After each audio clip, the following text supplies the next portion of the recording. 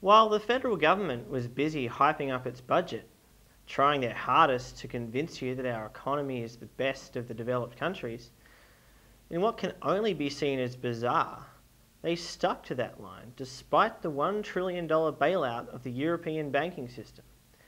It made CEC leader and federal candidate for Wills, Craig Isherwood, ask, "What's crazier? Kevin Rudd's line that the crisis is over just as the meltdown escalates, or Europe's return to 1923 Weimar Germany scale money printing as their solution to that meltdown?" We are on the edge of a hyperinflationary explosion of the world's financial system. If a global Glass-Steagall policy is not adopted by nations now, beginning with the United States, you will see the level of the world's population drop from 6.8 billion people to less than 2 billion people. In other words, kiss your ass goodbye. Are you still believing the lie that Australia's economy is the best of the developed countries? Our economy has been supposedly booming because of our housing market. After falling 6% between 2008 and 2009, median property prices in Australia have skyrocketed 12% in 1 year. Why the big price rise? Foreclosed homes are deliberately being kept vacant. According to Earth Sharing Australia's I Want to Live Here 2009 Vacancies in Melbourne report, based on a very comprehensive survey of 652,700 properties across 23 different councils in Melbourne, there are 44,800 vacant properties across Melbourne's inner, western and southeastern suburbs. That is a genuine vacancy rate of 1 in 15 properties, or 6.9%, more than half of which are residential houses. The report states that most of the properties are kept empty for speculative reasons. In other words, to help drive the prices up. Now, while 40% of homeowners are enduring mortgage stress, more than 90,000 new Victorian homeowners are on the brink of being kicked out of their homes as they struggle to cope with interest rate rises. But those interest rate increases are welcomed by the government because it's the major way we can attract the foreign capital required to keep our banks liquid, because they're carrying over $800 billion in foreign debt, which includes $440 billion in short-term 90-day debt. Australia, like Brazil, has been a looting ground to channel money into the inter-alpha group of banks through carry trades, where low-interest central bank credit is borrowed by banks at 0 to 1% in Europe or America, and on-lent to their higher interest economies, such as Brazil and Australia. Consequently, Brazil and Australia have similar economic patterns. Brazilian credit grew 47% last year, which fed a massive rise in property prices, as seen in Australia. Rio de Janeiro property prices jumped 50% in 12 months. Brazilian interest rates are on a steep rise, and last week you had a 0.75% rise. Next time it's expected to be 1%, because it's the only way to keep attracting the new carry trade investment, to keep rolling over the older unpayable debts, exactly like Australia. What's a carry trade, you're probably asking? Well, take the case of the Brazilian soccer player Ronaldo. In April 2008, Ronaldo found himself embroiled in a sex scandal. It turns out that Ronaldo, having dropped off his girlfriend at her house in Rio de Janeiro, proceeded to pick up 3 prostitutes. But when they all booked into a hotel, Ronaldo discovered that the 3 girls were actually 3 guys. Ronaldo later told police that the 3 transvestites tried to extort money from him, led by Andrea Albertine, otherwise known as Andre Luiz Ribeiro Albertino. The Brazilian carry trade and Australia's economic growth, like Andrea, ain't what she appears to be. And while we're on the subject of areas of the world that ain't what they appear to be, let's look at Europe. Europe is not experiencing a Greek crisis, nor a crisis of the so-called pigs nations, that's Portugal, Ireland, Italy, Greece and Spain. Europe is the centre of the continuing breakdown of the world financial system, which began in July 2007, as Lyndon LaRouche forecast.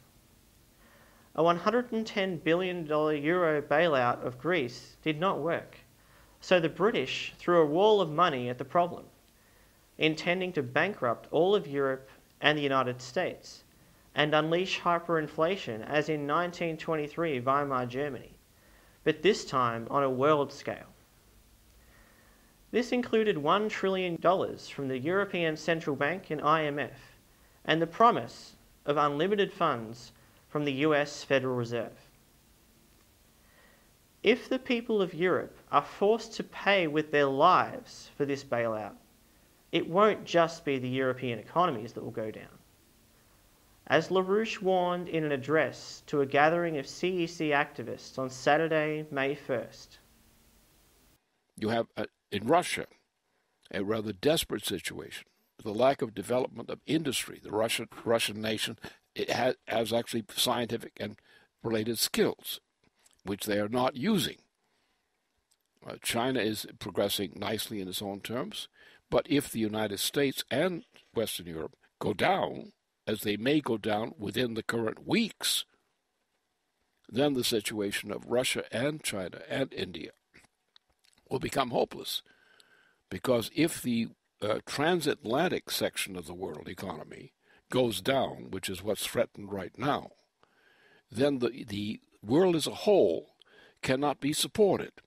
No matter what is done that's good in Russia, or what's done that's good in China economically, or what's done in India, these countries cannot sustain themselves independently of some kind of development of the rest of the world. And that would mean that the Pacific Rim area of the Western Pacific Rim also becomes threatened by a breakdown of the same type which originates now, admittedly, in the transatlantic region. And that's where we stand. You have a choice. Either kiss your ass goodbye or fight for a global Glass-Steagall policy. What the hell is a Glass-Steagall policy? Glass-Steagall refers to the Banking Act of 1933, signed by US President Franklin Roosevelt, which was fought for in the US Congress by Senator Carter Glass and Representative Henry Steagall. Simply, the policy will wipe out all the worthless gambling debts in the global financial system, such as derivatives and mortgage-backed securities. Anything that doesn't conform to what should be protected because it represents a legitimate asset to society. Under Glass-Steagall, commercial banks and investment banks will become separate entities. As President Franklin Roosevelt said to J.P. Morgan, you can be an investment bank or a commercial bank, but you can't be both. This policy is now up for a fight in the United States Senate, where Senator John McCain, a Republican, and Senator Maria Cantwell, a Democrat, have proposed a Glass-Steagall amendment to a bill by Senator Chris Dodd.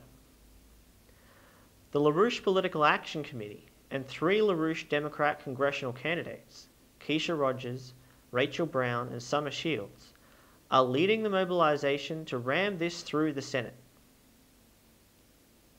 Senator Cantwell is confident that she has the votes to pass the amendment, but this runs against the wishes of the British, whose foreign ministry would consider it an act of aggression.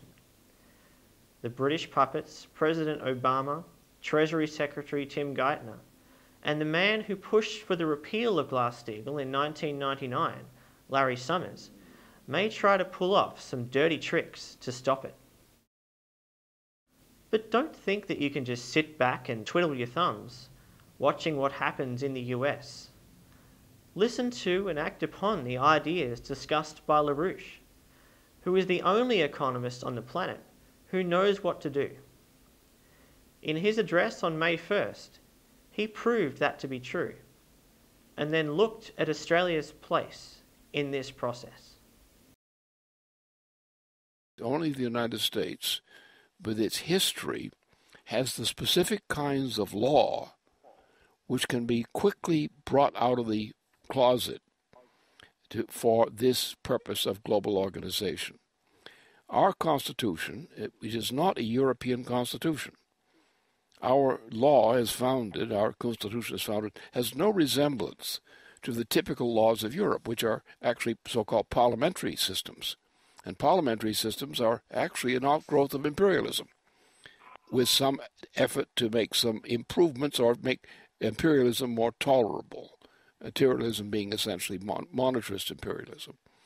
So Europe requires a role to be freed of the euro.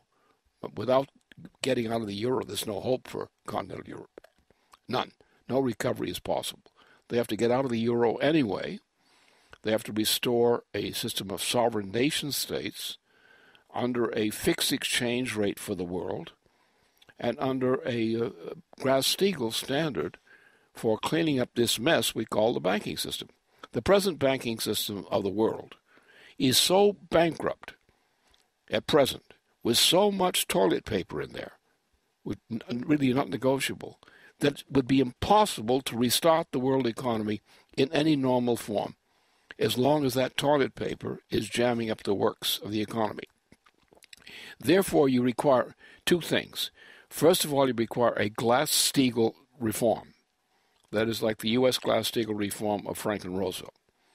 You need also not only that kind of reform in each and every country to just throw away this these illegitimate financial claims, which are based on fraudulent methods. But you also need a reform of a financial system which will meet the needs of the world for development.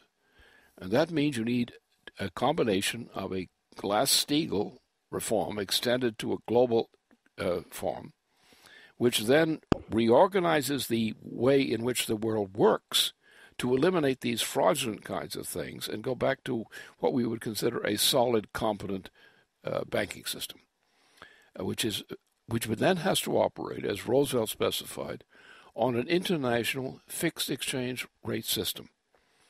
That only in that way, with a fixed exchange rate system and with a Glass-Steagall controlled type of banking system, can you utter credit at the approximately 2% in international markets, 2% per annum, needed to start a general recovery of the world economy. This all requires, first of all, global large-scale infrastructure development, transportation, power, sanitation, water, and also building the basis for agricultural systems. Because otherwise, without that development, we do not have an adequate food supply for a population which is now running towards 6.7 billion people.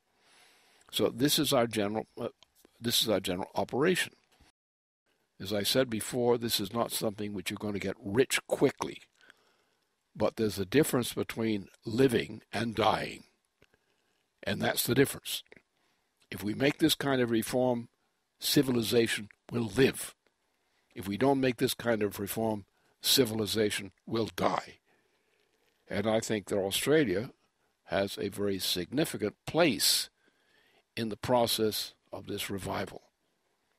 Some of the things are obvious to you from, what the assets are of Australia and how these assets would fit into this kind of program.